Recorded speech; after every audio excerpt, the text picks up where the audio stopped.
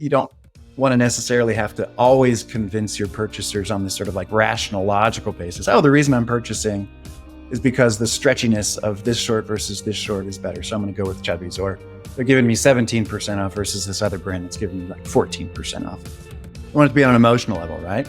So we just started to learn a little bit about that. Like, how are we actually going to change the minds of people in our audience? How are we going to put them into a place where they're just coming to us without being prompted? Whenever they feel like they're in the mood for some shorts, Chubbies are the ones that they think of.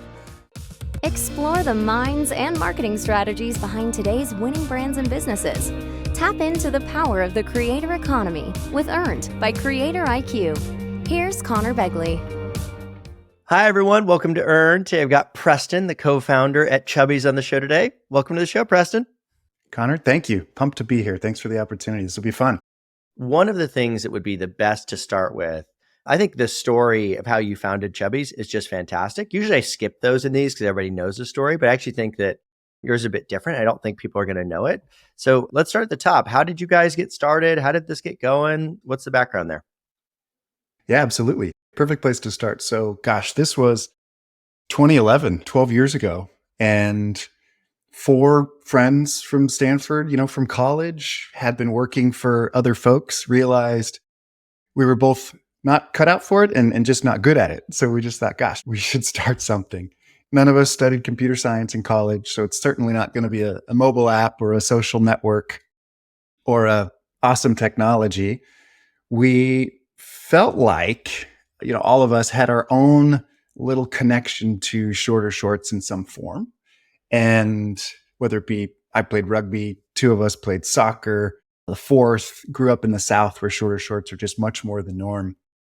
But realized that at the time, it seemed like there was just a gap in the market, sort of like a product gap where something missing in the market. And it seems like there's a need. We didn't do any surveys. We didn't do anything. It was just sort of like the 4 of us kind of felt like, and maybe we'll be our own customer. At the beginning, we had our jobs. So this was very much a nights and weekends sort of thing where just tried to make some samples. First person we worked with took the little amount of money that we had and then had to wait a little bit so that our job could pay us a little bit more, and then found someone to actually make a sample who actually delivered us a product.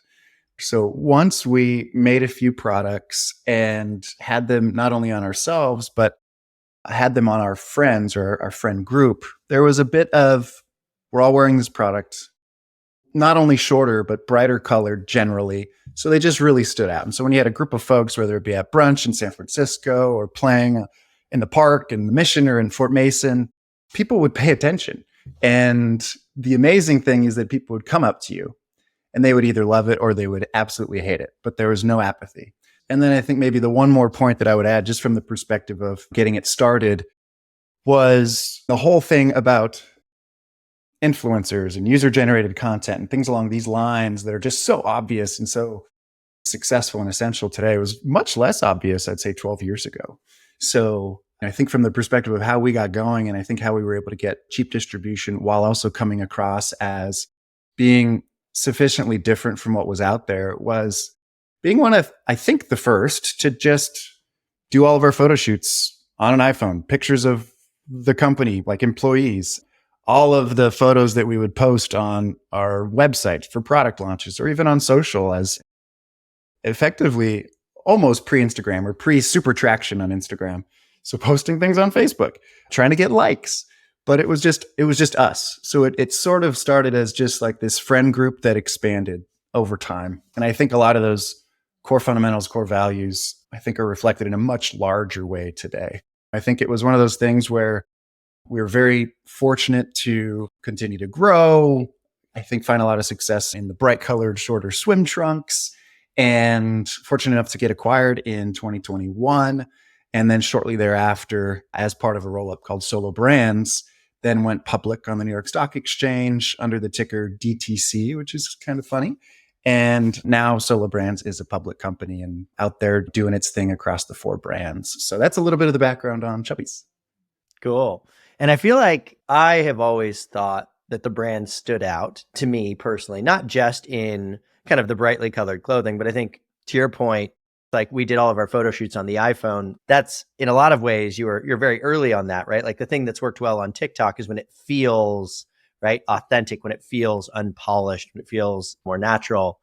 And I feel like you guys employed quite a few fairly non-traditional marketing tactics early on, whether it was you had like the bus that you took across the country, or tell me about what are some of the kind of non-traditional things you guys did early on that you think really stood out?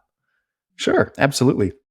Just to maybe touch on your first point, which was how content that seems like it was created by your friends or by yourself seems to resonate. And I think get greater distribution. I mean, I think that was less obvious and less proven, again, 10 years ago, 12 years ago. Like imagine a Ralph Lauren photo shoot or a Abercrombie photo shoot. I'm just thinking like men's brands that kind of had a strong association 10, 12 years ago. It was like highly, highly produced, right? I don't know, hundreds of thousands of dollars to get these beautiful people, this setting, the poses, right? And so that was sort of like the expectation. That was the norm. So when you then have clearly an unretouched iPhone photo, and just remember like iPhones 10 years ago, not a great camera. These were just not visually stunning images, and they clearly did not come across as being professionally done. And it was just the opposite. Like it was just one of those like fundamental tensions where it's like, it's so bad, it's interesting. So it was sort of like our thinking that, gosh, let's just try to be the opposite of everything else that exists, where it's like very stuffy, very serious, very exclusionary. You can't hang with us kind of thing. You have to look a certain way. You have to be a certain way. We were just like, man, forget that. You be whoever you are. Have a great time. We're not trying to be anything we're not. We're just like you. We're all on this journey together. And so those were some of the foundational things I think that guided how we operated. Now, the fundamental, I think, guiding idea there was that we tried to view ourselves as like a group of people making friends with other people, our audience, who could become our customers. And it was that authentic human to human friendship versus being a corporate entity or a company selling to faceless customers, which again, that was very much what we felt like. The latter was status quo. The former was, wow, super interesting if we could build everything and shape everything around that idea, which then made it obvious, gosh, we're not going to do heavily produced photo shoots. The videos that we film, they're going to just be in our office, at our desks, or just at brunch while we're just doing our normal life. To get then to the second part of your point or question, which is some of these tactics. One that you mentioned, I'll touch on that, was the Chubbies tailgate tour, which the general idea was in college football, the Southeastern Conference, the SEC, nothing against any of the other conferences, but just very well known for just having awesome tailgate experiences. So we bought a tour bus and ripped out the interior, turned it into kind of like this man cave, store, bar, hangout area, completely painted the outside with, at the time, our Chubbies box, like the print on the actual shipping box was well known, would get a lot of tweets and hashtags and things like that, and took it to around the SEC for a bunch of college football games and just through events with people, our customers, our college ambassadors and friends, and just did a thing that we would normally want to be able to do. But now that it's under the guise of a company, it kind of seems like it's something that you can do. But I think it was just one of those fun things that was an example of the friendships that we would try to create with our customers, having a great time, putting on an event, showing up in a fun way, being able to bring the brand to life in a cool way, meet a lot of people face to face. So I think that was one of the fun things. The other that I might just quickly touch on was just a really early tactic when Facebook likes mattered. So we did a campaign called Koozie Palooza, where if you liked us on Facebook, we would send you a Chubbies koozie, like a beverage sweater, a beverage warmer. And that ended up going way better than we could have ever imagined. Like there was a dynamic reason why you would do it. And just one of those like early viral things. And maybe 100,000 of these things we then had to mail out. We had no fulfillment team. It was just like 5 or 6 of us. And we were like, oh yeah, we could just slip these things in an envelope and put a 30 whatever cent stamp on it, and that'll be fine. So we had to figure out how are we going to mail, I don't know how many tens of thousands of these things. And then how are we going to actually do it in a way that doesn't put us out of business? We had to go on Craigslist and find all these people who could help us pack envelopes. I mean, massive number of people, because we were like, we're going to send them out right away. And then we realized that we went to the post office and they're like, no, it doesn't fit through this little chute thing. So you're going to have to put a bunch of other stamps on this thing. And we were like, this is crazy. So then we figured something out to where we wouldn't have to do that. But it was like, oh my gosh, non-conventional marketing tactic got us a lot of like free distribution and reach and audience growth. But it was close to just like putting us out of business day one. So those are a couple funny stories. Yeah, I think the near death stories, people don't realize how frequent they are. And like, not that they happen every day, but that like they happen to every business, and that it happens, like there's several of those live or die moments. Also, you've mentioned it a few times in terms of building like friendships. I think the more common term today that like people like to use is community, right? Like I build community.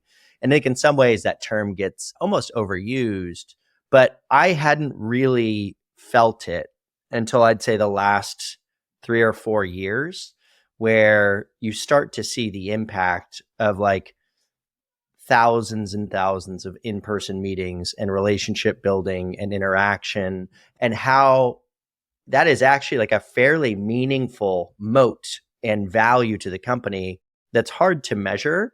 But when you see brands that have invested in it, the longevity of it is pretty shocking, and how it starts to compound over time, right? Where people start to feel connected meaningfully to your company. And so it's really cool to hear that was a big investment for you guys, but also not surprising because that's how the brand felt too, I think, from the outside. I appreciate that. And yeah, you're totally right. The way you articulate it is great.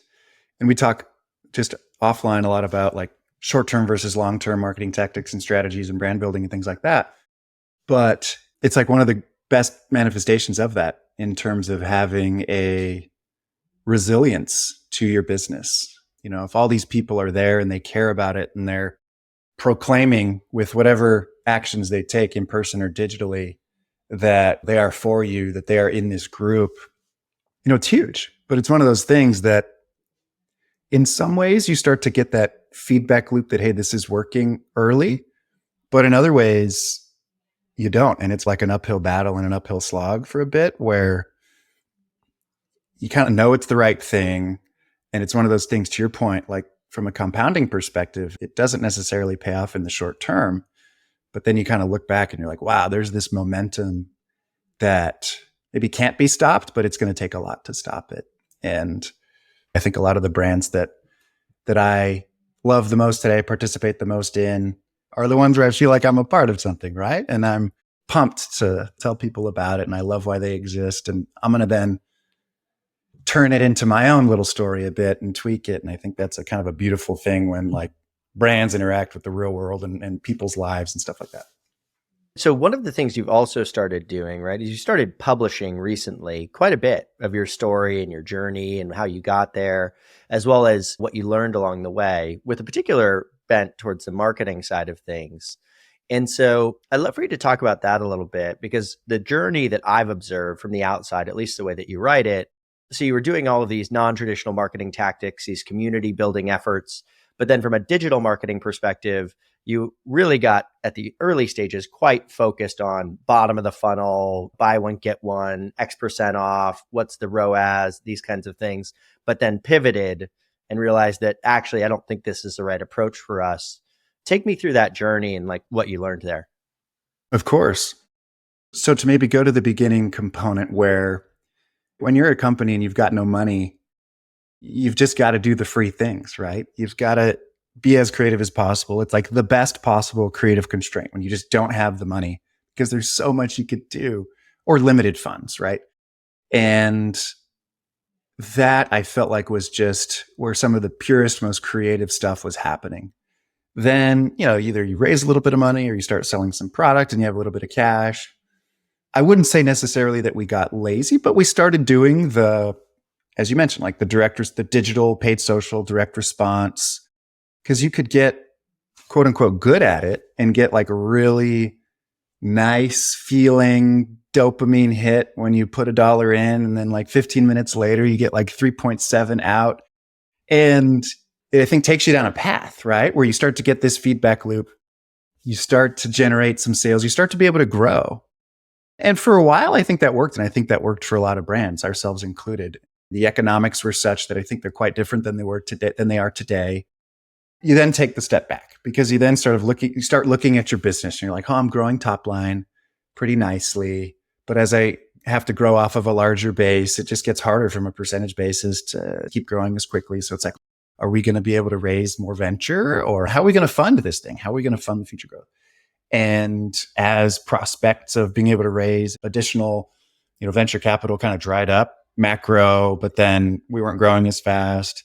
We lost the ability to, in a very creative fashion, access capital markets in the way that we would have liked to. So it was sort of like one of those like come to Jesus moments as a business where you're just kind of like, on the surface, my return on ad spend, or ROAS, is looking really good and it's going up.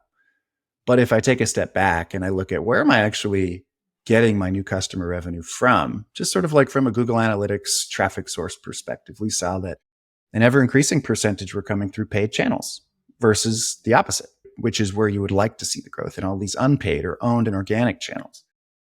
And from that perspective, it was that coupled with just how many dollars were coming out of the bottom of the P&L. Both of those things weren't looking super great. So the fundamentals of the business don't seem like they're going in the direction that we would like. We're not generating the cash that is sort of like the reason for starting a business in the first place, right? So it was a little bit about, let's maybe try to take a different approach, right? At this point, 95% of our ad budgets were going towards like bottom funnel direct response, because you do it, you get really good, you hire people around it, you then have these KPIs, you then evaluate people based off of how they're doing, like how'd they take their click-through rate, how'd they take their customer acquisition costs, right? You've got all this like institutional inertia built up. And then that 5% that we would put towards like brand building was always the first to go when you'd miss your monthly number or whatever, right? It was very much the nice to have.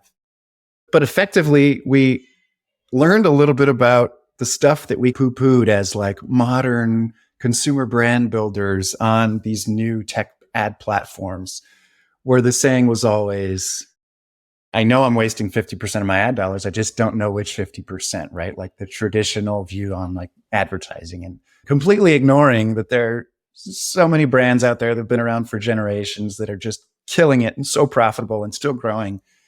So it was a humbling experience, is my point, to just sort of, what is brand anyways? What is our brand? And the way we thought about it, of course, it's like these associations. It's the reason why people buy you without having to be prompted by, you mentioned buy one, get one, or my shorts are a little stretchier than my 10 other competitors, or whatever it might be. You don't want to necessarily have to always convince your purchasers on this sort of like rational, logical basis. The reason I'm purchasing is because the stretchiness of this short versus this short is better. So I'm going to go with Chubbies, or they're giving me 17% off versus this other brand that's giving me like 14% off. I want it to be on an emotional level, right? So we just started to learn a little bit about that. Like, how are we actually going to change the minds of people in our audience? How are we going to put them into a place where they're just coming to us without being prompted? Whenever they feel like they're in the mood for some shorts, Chubbies are the ones that they think of.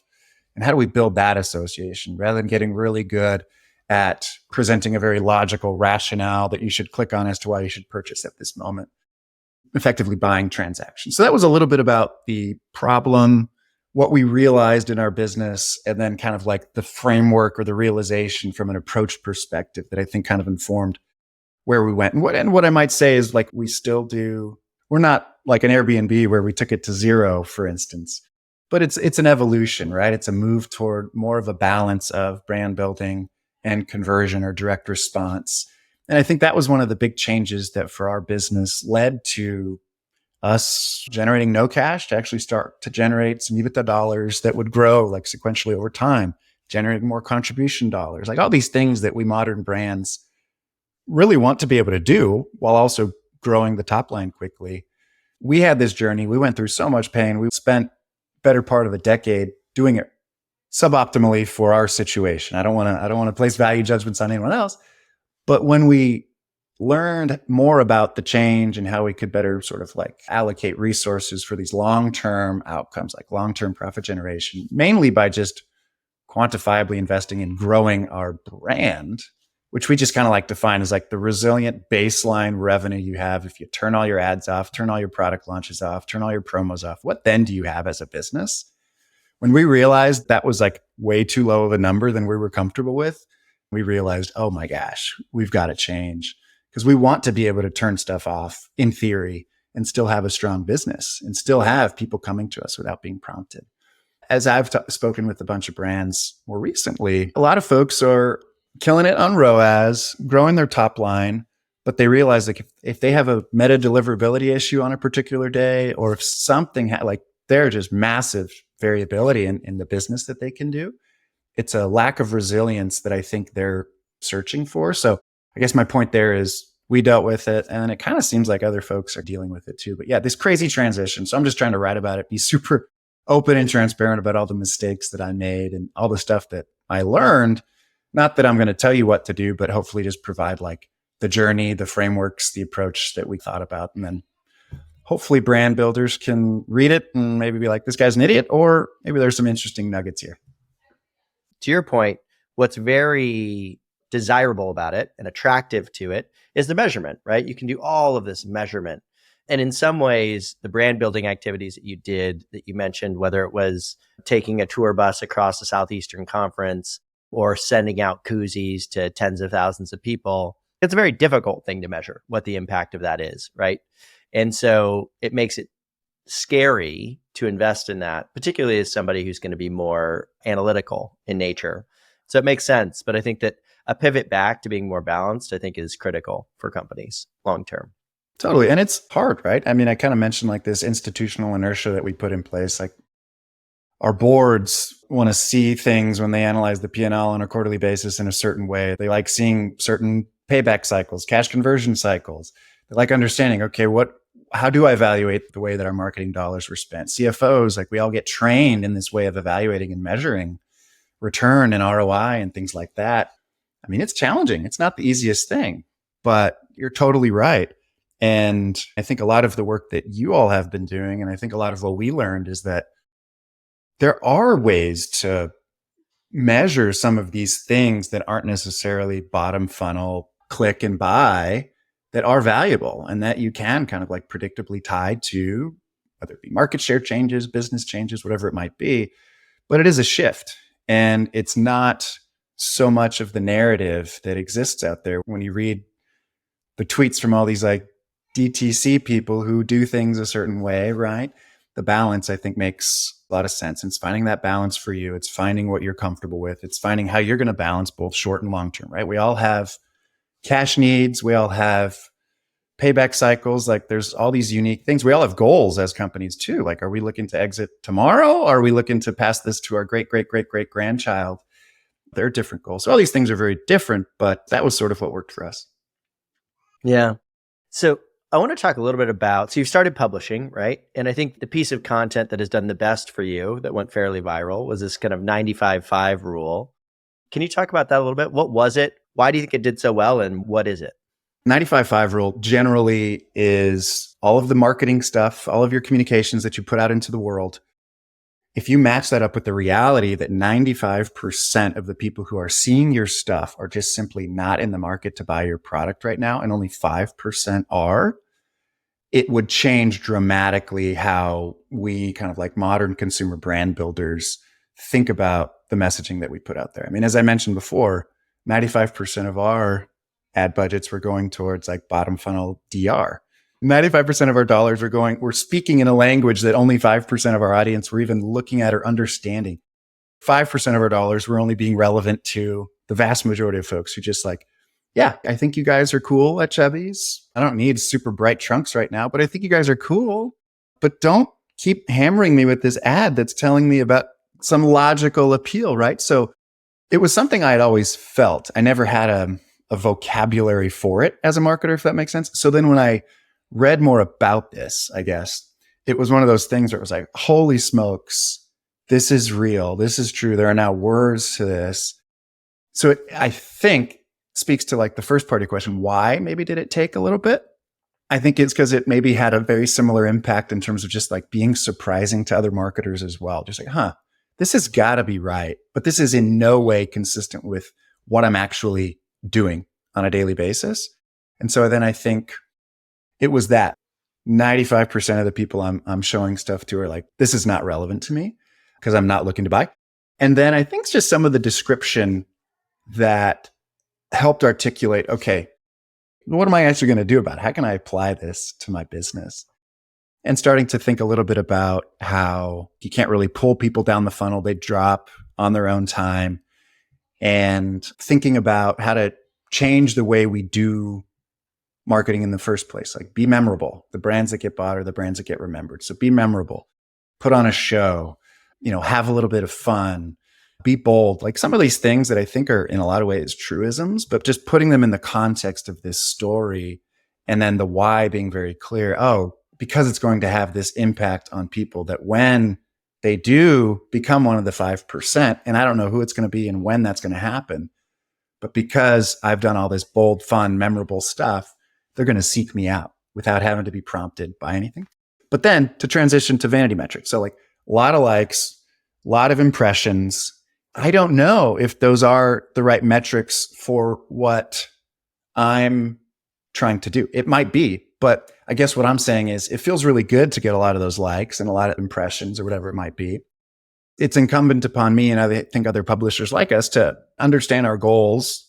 And like, for instance, maybe the metric that matters the most is how many people then proactively call me or message me saying, yo, that post was awesome. And are those the people I want to be reaching or helping or serving or whatever? I bring that up simply because there was a time at Chubbies when we thought total video views was the metric that represented brand building that would translate to incremental business. And I think views can work really well for a bunch of folks. But for us, like just video views of these like wacky videos that we were creating that just ended up getting wackier and wackier as we learned how to go viral more and more. I think they were a little bit more disconnected from like who we are as a brand and why we should exist and how you should think about. And they were more just like wacky, viral, meme videos. And I think what we realized is that we were chasing the wrong metric. So it taught us that we have to be a little bit more thoughtful about recognizing that a metric could be a vanity metric being defined as just a metric that when you drive it, it doesn't drive your business in the way that you are ideally intending. And so we had to go on our own little journey to find these different metrics that actually did matter because of how they actually connected to financial results. But I just kind of wanted to touch on that because it is fun to get these pops, something that seems to take, but then it's also incumbent upon us as publishers or brand builders or whoever to just like be thoughtful of, okay, what is the metric I care about, and being thoughtful on that decision. Yeah. I mean, it's a tough thing, right? Like, I think that when you describe those kind of wacky videos, the thing that instantly comes to me, I don't know why this is the way I think about it, but it's like I think about Red Bull, right? Red Bull's constantly doing these stunts. They're not funny, right? But these like wild, crazy stunts, acrobatics, etc., that theoretically are not necessarily connected to the brand, right? Like they maybe are connecting those attributes or those feelings to the brand, but fundamentally it has nothing to do with the actual product. But I would argue, they're probably doing that for a reason. It's got to be working, right? There's got to be a reason that they're doing it. And so it's hard to find this balance between getting a lot of engagement and views and whatever in content that is disconnected to the brand. I don't know what the answer is. I'm curious. You mentioned some metrics that you guys found were a little bit better. What were those for you? What did you guys find that were better specifically? Maybe I'll talk a little bit more about the framework or the approach rather than the actual metrics. So I think one of the ideas that was really helpful for us, just talking about like brand building. Is this brand building? We, and I think a bunch of brands, do a lot of surveying. What is our aided, unaided brand awareness? How do people think about us from like a distinctiveness perspective, a reverence perspective, whatever it might be? I think that's one of the things that can be one of these metrics. Like I increased my unaided brand awareness 15 basis points, success. So then it was like, okay, well, there are all of these things that people do online on behalf of our brand, digital behaviors, right? Variety, follow you, join your community, share, like. So all these like social, I think, interactions. They're also like, if you've got digital properties, they'll come to you organically. You'll get a branded search. They'll join your lists. They'll search for you more than other folks in your competitive set. All these things are things that people can do that when you do a thing, like a marketing action on one end, you'll then see a response in these digital behaviors that represent the way people think about you changing, which is like the traditional way. Like you'll run a Super Bowl ad, you're Budweiser, you'll put those horses out there and you'll do the Super Bowl ad, and then you'll run a bunch of surveys and you'll say, oh, wow, favorability or awareness or whatever went up by this. Oh, that's kind of like how I can predict sales over the next whatever number of months. We didn't have a $500 million marketing budget or whatever and a 8-figure survey budget. So people are still doing stuff online on behalf of whatever brand. And it's like a pretty immediate response to them actually viewing whatever marketing thing you do. An awesome set of influencer videos, a funny video that's produced in-house, a crazy partnership, whatever it might be, whatever marketing activity it is. This marketing action should translate to like short-term digital behaviors that don't necessarily translate to purchases in the short term. And so I think the key is identify those things and then see if you can find ways that changes in those things kind of like connect to your business. It's not super easy, but there's some cool stuff out there. I've been really digging into this guy. His name's Les Binet, and like Lesbinet. He talks a lot about like share of search and changes in share of search. And then I know obviously on the Creator IQ end, there are these stats that I think predictably show changes in business as well. It's these stats, I think, that are really influential in thinking about how do I measurably build my brand. It doesn't have to lead to transactions right away. It's like getting people out of this mindset that the only success in marketing is if it pays off on like a 7-day click, 1-day view basis. Like it's like, let's get people out of that as much as possible because there's such a larger world out there for sustainable brand building. Yeah, 100%. I mean, I remember when we sold the company, my co-founder bought, a really nice item for me, right? He bought me a Louis Vuitton backpack, which is like probably the nicest, whatever, item I own. And the process of him buying that backpack is him thinking about the brand for like 30 years, right? 25 years led to that one transaction. And so I think thinking about kind of the long-term horizon of brand building and how that influences behavior is critical, right? And if you look at LVMH specifically, they're top of mind because I was just spending a bunch of time with them. They take like a 50-year, 100-year outlook on these, how I build a brand. And I think that, again, the appeal of digital metrics are that you can get this very immediate hit. And it is valuable, I think, for that purpose. But thinking about kind of how your actions influence behavior over a longer time horizon is super critical and generally undervalued today. Yeah, we've talked about this before, but desirability, right? If we just use that as the filter for all of the tactics and strategies we as brand builders today are employing, I don't think enough of what we're doing would build desirability. Like, does this promo honestly build desirability for my brand? If you could honestly say yes, by all means do it. And I just think that would change a lot of the stuff modern brand builders are doing. And two things on them, right? I don't think this will come as any surprise, but maybe it will. Like, they have the type of top line and bottom line growth. And I didn't look at their latest earnings, but top and bottom line growth that mirror like a Google sort of thing. I mean, it's like crazy. It's like the power of brands. And I think like their net income, I don't know what it is. It's some ridiculous margin. That's the power of brand. And these things have been around for so long. And you'd think, okay, they've been around forever. So probably they're not growing top line. I bet they're still pretty profitable though. But it's like, no, they're generating more net income dollars progressively, like over time. And I'm like, that's the power of brand. That's the power of thinking long-term. I don't remember what they call it. It's not their marketing budget, but if they cut it, I'm sure they would see a hit to sales, but I don't think it would be that massive because they've built this thing up over time where people don't need to be prompted by like your friend, like your co-founder, by a billboard, or they don't need to be prompted by, this Louis Vuitton backpack is 15% off from $27,000, right? That's not what plays into the calculus. And it's not just luxury brands either. I mean, I think that's also a misconception. It's not that.